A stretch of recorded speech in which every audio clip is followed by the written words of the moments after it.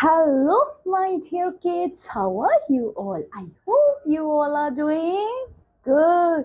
So, here I welcome you all in your science class. In this class, we will move on a new chapter of your science book. And guess what? The chapter name is chapter 6, and the name of the chapter is health and diseases. Okay, so in this chapter, in this class, we will discuss about health and diseases. So what is health? What is diseases? आपको पता है ना, हम लोगों को अगर हम healthy नहीं रहते तो we are suffering from some diseases. Yes, if you do not focus on your health, on your diet, on your nutrition, then you suffer with some of the diseases or some of the sickness. Yes, so it's very important, my dear learners, that you should take care of your health. Yes, it is important. Of course, it is very, very important for our body. Okay. So, in this chapter, we discuss about health, diseases, and types of diseases. Non-communicable diseases क्या होती है? फिर different types of, we can say, deficiencies की diseases कौन-कौन सी होती है और communicable diseases कौन सी होती है? एक non-communicable है, एक communicable है. तो ये क्या difference होता है communicable और non-communicable का? इस chapter में हम देखेंगे. फिर क्या देखेंगे? फिर देखेंगे प्रिवेंशन क्या है, हमें क्या प्रिवेंशंस लेने चाहिए ताकि एक दूसरे से डिजीजेस स्प्रेड ना हो, एक दूसरे को डिजीजेस ना हो जाए, हमें कौन कौन से प्रिकॉशन, सेफ्टी मेजर्स लेने हैं वो डिस्कस करेंगे. फिर देखेंगे वैक्सीनेशन क्या होती है. आपने देखा ना कोरोना के टाइम पे, कोविड-19 के टाइम पे हमने देखा था बहुत सारी वैक्सीन थी, है ना, वैक्सीन लगा रहे. तो ये क्या होती है, इसका क्या रोल होता है, ये सारी चीजें हमें यहाँ पे डिस्कस करनी है. ओके, सो बिना कोई देरी करे इस चैप्टर को, इस क्लास को शुरू करते हैं. What is health? So do you know what is health means? आपको पता है हेल्थ का मतलब क्या है? ओके, सो इसमें हेल्थ का क्या मतलब है? Scientist define health as a state of complete physical and mental wellbeing. Health means कि आप फिजिकली और मेंटली दोनों तरीके से अच्छे हो. ये नहीं आप फिजिकली बहुत अच्छे हो पर मेंटली आप बहुत टेंशन में हो, स्ट्रेस है आपको, तो आप हेल्दी इंसान नहीं कहला सकते. हेल्दी कब हो गए? जब आप फिजिकली एंड मेंटली दोनों तरीके से फिट एंड फाइन हो. So this means that both the mind and the body must be completely fit for a person to be considered healthy. Means mind and body दोनों fit होने चाहिए. Mind भी and पूरी body भी आपकी fit होगी. Then only you can be called as a healthy person. Proper food, hygiene, rest, exercise and correct postures are essential for remaining healthy. So ये सब चीजें बहुत important है अगर हमें healthy रहना है, हमारी हेल्थ अच्छी हो. तो proper diet, proper nutrition. That's why your mother always tell to you eat proper food, eat fruits, eat vegetables, don't eat junk food. That's why my dear learners. Okay, so next, health is clear when you are fit by your mind as well as with your body. When you are fit with body and mind, that means you are a healthy person and your health is good. Okay, let's move on. What is diseases? Diseases क्या है? We hear this term. So what this term is all about? When we are sick, when we are sick means जब हम बीमार पड़ते हैं. When we are sick, we don't feel good.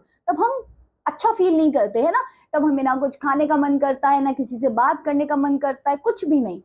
So you don't feel good. A disease is a condition in which our body or a part of it does not function properly. यही होता है, कोई भी हमारी body का part उस time पे function ठीक से नहीं कर पाता है ना, हमारी बॉडी बहुत टायरिंग लगने लग जाती है.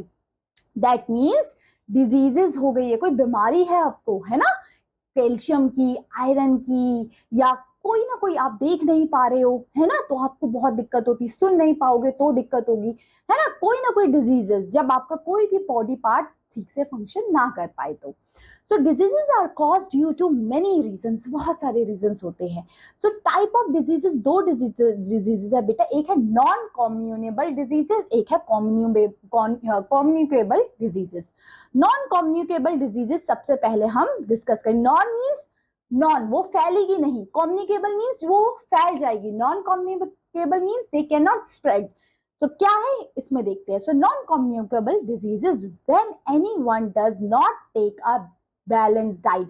जब कोई बच्चा, अब बैलेंस डाइट मतलब प्रॉपर डाइट जिसमें आपके सारे न्यूट्रिशन की सब चीजें हो, नहीं लेता, his food lakhs in one और मोर ऑफ फूड न्यूट्रिएंट्स, अगर वो प्रॉपर डाइट नहीं लेगा तो उसमें न्यूट्रिशन की कमी हो जाएगी, बिल्कुल हो जाएगी.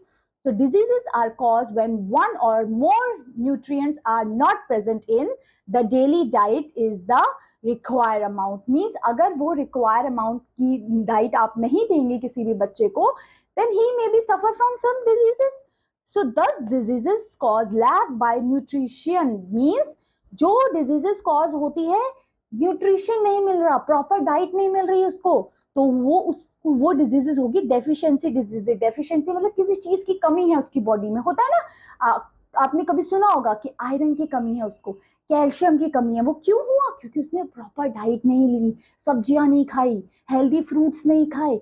तो उसको कोई वी हैव टू से, जब उसकी बॉडी ठीक से फंक्शन नहीं कर पा रही है ना, फूड ठीक से नहीं मिल रहा है, तो उसको बोलेंगे बेटा डेफिशिएंसी डिजीजेस. ठीक है. These diseases are जो deficiency diseases है ना बेटा, उसी को हम बोलेंगे non communicable diseases as they cannot spread from one person to another person. अभी मैंने बताया non communicable diseases वो diseases होती है जो एक से दूसरे में नहीं फैल सकती, है ना. जैसे आपको सर्दी जुकाम है, वो तो फैल जाता है ना. आपको सर्दी जुकाम होता है घर पे तो सबको हो जाता है ना. बट फॉर एग्जाम्पल अगर आपको आयरन की कमी है, कैल्शियम की कमी है ना, या आपका हेडेक हो रहा है, तो वो क्या फैल जाएगा? नहीं फैलेगा. अब हेडेक मुझको हो रहा है, आप मेरे साथ बैठो, आपको भी हेडेक हो जाएगा? नहीं. तो जो डिजीजेस एक दूसरे पे फैलती नहीं है, मतलब एक दूसरे तक वी कैन से स्प्रेड नहीं होती, that are non communicable diseases. Just like headache हो गया, आयरन की कमी, कैल्शियम की कमी, कोई डेफिशिएंसी डिजीजेस हो गई, ये सब के सब diseases my dear learner non communicable diseases होती है. Clear? समझ में आया? That's great. So our non-communicable diseases is also caused when a part of our body does not function properly. जब हमारी कोई भी part of body ठीक से काम नहीं कर पा रही है. For example, kidney fail due to an unhealthy lifestyle. आपकी किडनी फेल हो गई, आपकी किडनी में दिक्कत हो गई, तो मीन्स आपको किडनी की दिक्कत हो जाएगी ना. Diseases related to heart and blood pressure are caused due to unhealthy. आपको ब्लड प्रेशर है, हार्ट की दिक्कत है, ये तो ट्रांसफर नहीं हो सकती. जैसे मुझे हाई बीपी है तो आपको भी हो जाएगा, मुझे शुगर है आपको भी हो जाएगी, नहीं स्प्रेड हो पाएगी, है ना. दैट्स व्हाई तो ये सब डिजीजेस नॉन कम्युनिकेबल डिजीजेस होती हैं. ठीक है. तो ये वाली डिजीजेस, आपको ब्लड प्रेशर हुआ, हार्ट की दिक्कत हुई ड्यू टू अनहेल्दी लाइफस्टाइल, क्योंकि अनहेल्दी लाइफस्टाइल हुआ इसकी वजह से. A diet rich in fat may also cause heart diseases. Means जिसमें जो डाइट, जैसे लोग ना बहुत तला हुआ तेल वाला खाते हैं तो उनको हार्ट की बीमारी हो जाती है ना. So nutrition deficiency diseases, these are caused due to the deficiency or lack of particular nutrients in our body. हमारी ये जो न्यूट्रिशन डेफिशिएंसी डिजीजेस कौन सी होगी? This disease cause to the deficiency और लैक ऑफ पर्टिकुलर न्यूट्रिएंट. आपकी body में कोई एक पर्टिकुलर न्यूट्रिएंट की कमी हो जाना. This happen when we do not eat a balance diet food. मैंने आपको बताया ना, ये जितनी भी डेफिशिएंसी डिजीजेस कब होगी? जब आप प्रॉपर डाइट नहीं लोगे, दूध नहीं पियोगे, फ्रूट्स नहीं खाओगे, सब्जियां नहीं खाओगे, तो आपको कोई ना कोई बीमारी जरूर हो जाएगी. So this happen when you do not take balanced diet food. अब ये टेबल दिखा रखा है, देखिए विटामिन्स एंड मिनरल्स की कुछ डिजीजेस होती है. देखिए अगर विटामिन ए की कमी हो जाएगी आपकी बॉडी में तो आपको नाइट ब्लाइंडनेस, ड्राई आईज, ये सब हो जाएगा.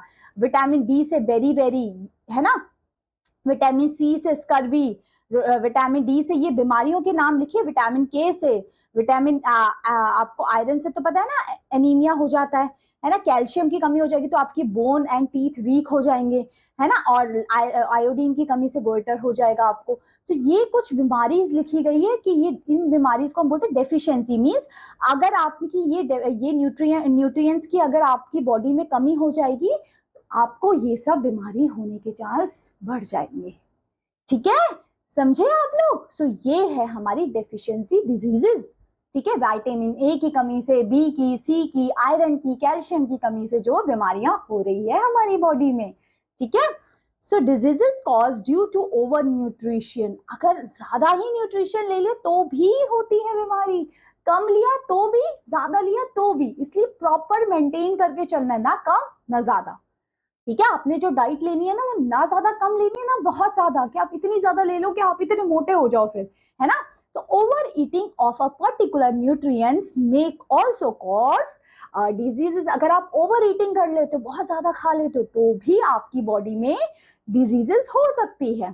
For example obesity. ओबिसिटी तो देखा है ना कि जो इंसान काफी मोटे हो जाते हैं ड्यू टू खाते रहते और पूरा दिन बैठे रहते हैं, तो is a result of overeating or excessive of fats and carbohydrates. A part of carbohydrate or fat which is not in use is stored in our body for future use.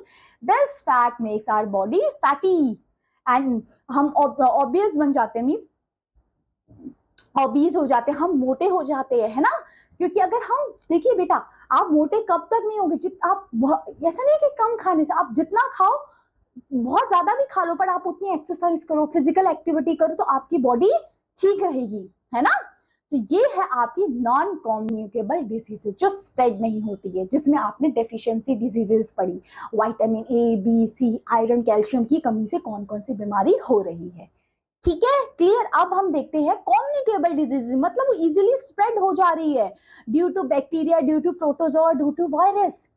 जैसे अभी एक एग्जांपल कफ कोल्ड का मैंने दिया था आपको, है ना। कोविड-19 जब आया था वो भी स्प्रेड हो जा रहा था, लोगों में फैल जा रहा था। जिसको कोविड-19 हुआ था उसको अलग ही आइसोलेट करके रख रहे थे, बाकियों से नहीं मिलने दे रहे थे, नहीं तो उनको भी हो जाता। तो ये कुछ बीमारियां होती है जो एक दूसरे को स्प्रेड करती है ना।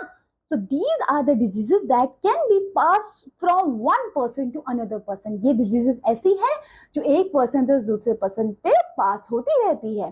कम्युनिकेबल और इन्फेक्शियस डिजीजेस, इसको हम कम्युनिकेबल भी डिजीजेस बोलते हैं और इन्फेक्शियस डिजीजेस भी बोलते हैं। तो कम्युनिकेबल और infectious diseases are spread by microbes और जर्म्स। ये जर्म्स से होते हैं, तभी देखा है ना, कभी आप लोग बोलते हैं हाथ अच्छे से धो के खाओ, बिकॉज हमारे हाथ में बहुत सारे जर्म्स है, वही जर्म्स हमने खा लिए तो हमारा पेट खराब हो जाता है ना। सो ये समझ में आए, कम्युनिकेबल डिजीज को हम इन्फेक्शियस डिजीजेस भी बोलते हैं और ये स्प्रेड होती है ड्यू टू जर्म्स। कौन से? बैक्टीरिया, प्रोटोजोआ, वायरस, जो यहाँ फोटो में दिख रहे हैं आपको। Clear? These germs spread through coughing, splitting और sneezing, है ना। कफ, स्नीजिंग, छींक मारी, उससे ये जर्म्स, आपकी बॉडी के जर्म्स दूसरे में चले जाएंगे।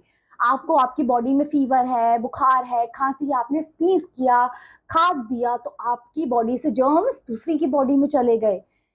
Okay, so germs enter the body of a person through the nose और अ माउथ। नोज माउथ से जर्म्स एंटर हो जाते हैं, और विद फूड एंड वाटर, खाने और वाटर से भी हो जाते हैं। They also enter the body through cuts in the skin. Means germs को पता है अपना रास्ता, वो कभी माउथ से, कभी नोज से, कभी हैंड से, कहीं ना कहीं से आपकी बॉडी में वो एंटर हो जाते हैं। जर्म समझदार है, ठीक है। देखिए, अब बैक्टीरिया से कौन कौन सी बीमारी होगी, ये जितनी बीमारियां लिखे, ट्यूबरक्लोसिस से लेके प्लॉक्स से लेके टाइफाइड से लेके निमोनिया, सब की सब बीमारियां आपको हो जाएगी बेटा बैक्टीरिया से, प्रोटोजोआ से। लाइक मलेरिया, मलेरिया एक ऐसी बीमारी है जो प्रोटोजोआ से होती है, मेन इंपॉर्टेंट वन। वायरसेस से तो आपको पता है, cold, chicken pox, small pox, जितनी बीमारी है मोस्टली वायरस से ही होती है, ठीक है। Some of the ways in which diseases can spread are discuss. देखिए किस तरीके से ये बीमारियां एक से दूसरे पर्सन में स्प्रेड हो रही है, ये लिखा है। Through direct contact, means directly contact से फैल रही है। आपका और वी कैन से, आप जिसको पर्सन उस चीज से सफर है, उससे अगर आप डायरेक्टली कॉन्टेक्ट लोगे तो आपको भी वो डिजीजेस हो जाएगी, ठीक है। A healthy person can get germs from coming into contact with infected person. Infected person means जिसको वो बीमारी है, अगर आप उसके कांटेक्ट में आएंगे तो आपको भी हो जाएगी, ठीक है। His clothing or other things used by him means अगर आपने उसकी चीज यूज कर ली तो आपको भी हो जाएगा। आपने उसका हैंकी यूज कर लिया, ये कुछ भी ऐसी चीज है तो आपको भी हो सकता है। Chicken pox, ring worms, coughing, whooping coughing, Meselson spread through direct contact. तो ये जो बीमारी लिखी है ना माय डियर लर्नर्स, ये डायरेक्ट कॉन्टेक्ट से फैलती है। नेक्स्ट, थ्रू एयर, एयर से कौन सी बीमारियां फैलती है? कॉमन कोल्ड, फ्लू और measles are spread through the air. ये एयर से फैलती है, हवा से। When a sick person sneeze, जो sick person है वो sneeze करे, कफ करे, large number of germs are released in the air। जो मैंने अभी छींक, अच्छी, इससे जो निकले ना इतने थाउजेंड्स ऑफ जर्म्स निकलते हैं एनवायरमेंट में, एयर में चले जाते हैं। अब वो एयर से तो हम हर कोई सांस ले रहा है ना। मैंने छींक मारी, ये तो नहीं मेरे सामने जितने लोग हैं उन्होंने अपने नाक बंद कर लिए, उनके नाक नोज से वो जर्म्स एंटर हो जाते हैं बॉडी में, ठीक है। When this air is breathe in by a healthy person, जो हेल्दी पर्सन अगर ये ब्रीथ कर ले, he can get infected by the diseases, और उसको वो डिजीजेस लग जाएगी। मीन्स हेल्दी पर्सन भी अनहेल्दी बन जाएगा, ठीक है। Through food and water, food and water से भी हो सकती है जर्म्स, लेकिन देखते हैं फूड एंड वाटर से कैसे आपको डिजीजेस हो जाएगी, कैसे बीमारियां हो जाएगी। Let's see. Many germs contaminated food and waters. Okay, diseases like typhoid, cholera, dysentery, jaundice, and food poisoning spread by the contaminated food and water. तो ये कुछ बीमारियां लिखी गई है माय डियर लर्नर जो कंटामिनेटेड फूड एंड वाटर से फैलती है। मिल्क फ्रॉम इन्फेक्टेड काउस, देखिए जो आप काउ मिल्क ले रहे हैं और वो काउ इन्फेक्टेड है, मीन्स अगर उसको कोई बीमारी है तो आपको भी हो जाएगी। Okay, so milk from infected cows में ऑल्सो कॉज इन्फेक्शन, उससे भी इन्फेक्शन हो जाता है। इसलिए कभी देखा था चिकन पॉक्स और वी कैन से बर्ड फ्लूज, ये सब फ्लू हो रहे थे, ये सब कम्युनिकेबल है ना, स्प्रेड हो रहे थे। Next, through insect bite, insect की बाइट से मलेरिया, डेंगू, ये सब क्या है, काट दिया मच्छर ने आपको भी हो गया, है ना। So some insects are the carrier of germs, कुछ इंसेक्ट्स जो उसमें जर्म्स के कैरियर होते हैं। The living organism which cause diseases, the living organism which carries disease cause germs, इसको नोन एज वेक्टर्स, उनको वेक्टर्स बोलते हैं, ये सब डिजीजेस लेके जाते हैं। When these vectors bite a sick person, they suck in the blood contaminating germs of the diseases.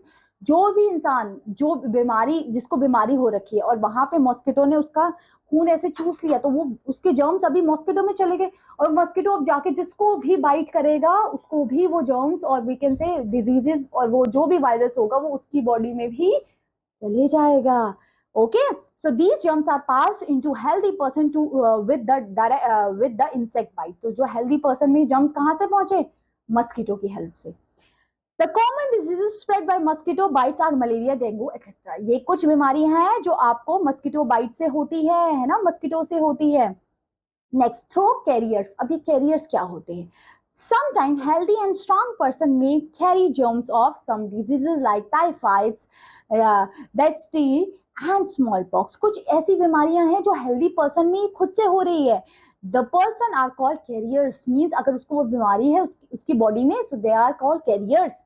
Such carriers do not develop diseases in themselves, but they may transfer the germs of diseases in those come in the contact. Means वो फिर contact में आते ही germs और वो बीमारी कर देते हैं।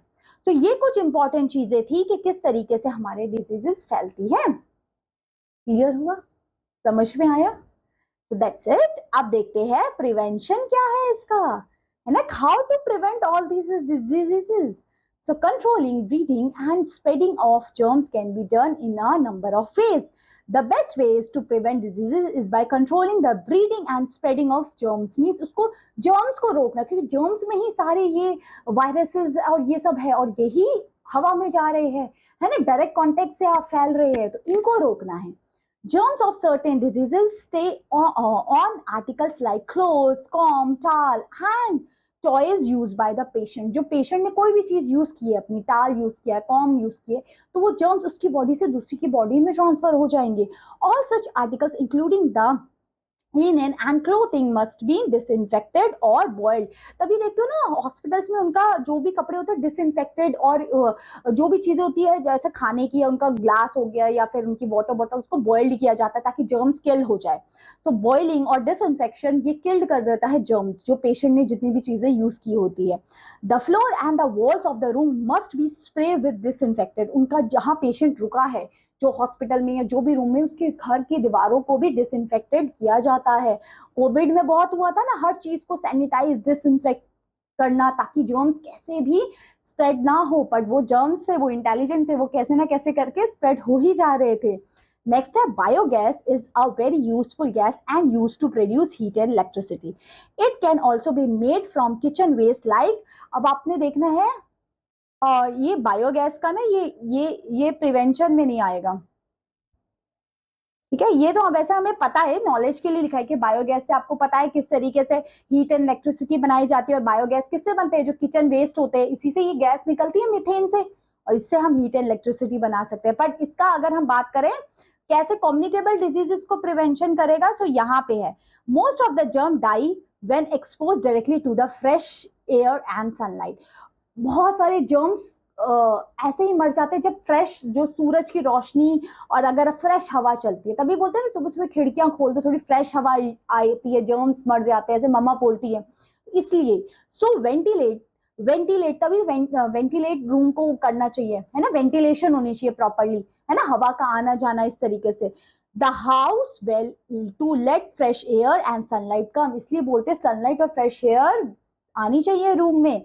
Expose cloth and bedding to fresh air and sunlight from time to time.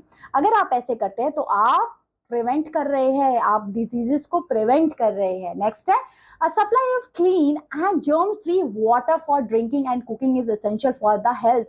germs free water और फूड इंपॉर्टेंट है अगर आपको हेल्दी आपने करना है ना, आप हेल्दी रहना चाहते हैं तो अच्छा पानी अच्छा खाना पीना इंपॉर्टेंट है। So impure water should be boiled about almost 10 to 15 minute के लिए, अगर जो इम्प्योर वाटर है उसको बॉइल्ड करना चाहिए ताकि उसमें से सारे बैक्टीरिया निकल जाए, है ना। And store in a clean and covered container, फिर उसको स्टोर करके रखना चाहिए। Water filters can also B use by purifying water. आज के टाइम पे वाटर प्योरीफाई आरओ सिस्टम है ताकि हम प्योर पानी पिए, अगर हम इम्प्योर पानी पिएंगे तो भी हमारी हेल्थ इफेक्ट हो सकती है। क्लोरिनेशन भी कर सकते हैं हम पानी का। Chlorination is a way of purifying huge quantity of drinking water. तो मीन्स कहने का मतलब है आपको क्लीन पानी पीना है, आप कैसे भी पिए, आरओ सिस्टम हो आपका, कोई भी सिस्टम हो, आप बस इतना ध्यान रखिए कि जो भी आप पानी पिए वो क्लीन और साफ और अच्छा हो। नेक्स्ट है pasteurisation is done so that the milk is pure and safe. दूध को भी बॉइल्ड किया जाता है ताकि दूध में जो बैक्टीरियाज है सब किल्ड हो जाए और आप पी सके उसको। It kill harmful bacteria in milk by boiling the milk for about half an hour or more than this। अगर हम बॉइलिंग कर देते तभी मम्मा दूध लाके फटाफट बॉइल कर देती है ना ताकि दूध खराब ना हो जाए। That's why, okay, so that's why उसमें जो germs है वो सब kill हो जाए।